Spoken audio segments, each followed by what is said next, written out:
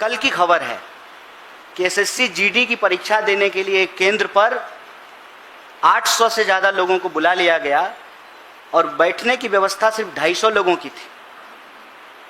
जो शिक्षा मंत्री, जिस देश की सरकार एक परीक्षा नहीं ठीक से करवा पा रहे हैं, आप बताइए कि एक साफ सुथरी परीक्षा के बिना, इस देश में ईमानदार गुरु के बिना हम विश्व गुरु कैसे बनेंगे।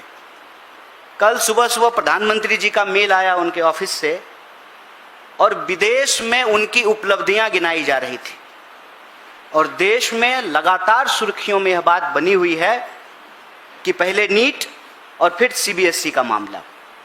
और सीबीएसई का मामला ऐसा है कि एक 17 साल का बच्चा अपनी समस्याओं को लेकर गुहार लगाता है और सरकार की चापलूसी में अपने रीढ़ की हड्डी खो चुके पत्रकार आनन फानन में उस विद्यार्थी को देशद्रोही और पाकिस्तानी बताने लगते हैं।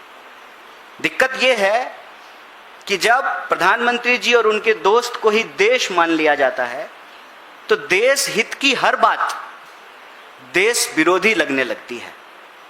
आप हमें बताएं कि प्रधानमंत्री परीक्षा से पहले परीक्षा पर चर्चा करते हैं, परीक्षा होती है, पेपर लीक हो जाता है, परीक्षा पर चर्चा करके रील बनाने वाले प्रधानमंत्री साइलेंट मोड पर चले जाते हैं, चुप्पी साध लेते हैं।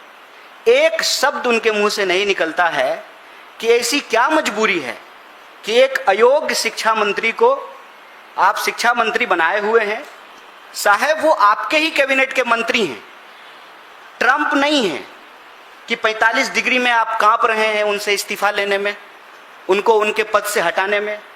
ऐसी क्या मजबूरी है? आप पिछले 2 सप्ताह के घटनाक्रम को देखिए। नीट का पेपर लीक होता है और पेपर लीक होने पे दलील ये दी जाती है कि पूरा पेपर लीक नहीं हुआ है। पूरा पेपर लीक कब होगा?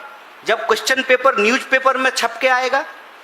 व्हाट्सएप पे क्वेश्चन पेपर घूम रहे हैं, पहले उसको दबाने का प्रयास किया गया, फिर स्वीकार किया गया कि पेपर लीक हुआ है, फिर पेपर उसको कैंसिल करके दोबारा पेपर कराया जा रहा है।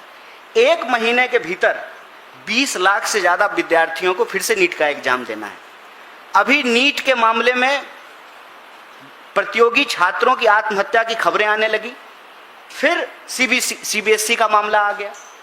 ऑनलाइन स्क्रीनिंग के इतने मुद्दे उठ करके आए, इतनी समस्याएं उठ करके आई और उस पर जवाब देने की बजाय सरकार के समर्थक पत्रकार जो है विद्यार्थी को ही पाकिस्तानी बताना शुरू कर दिया। आज इस देश की स्थिति यह है कि यह सरकार एक भी परीक्षा ठीक से कंडक्ट नहीं करवा पा रही है।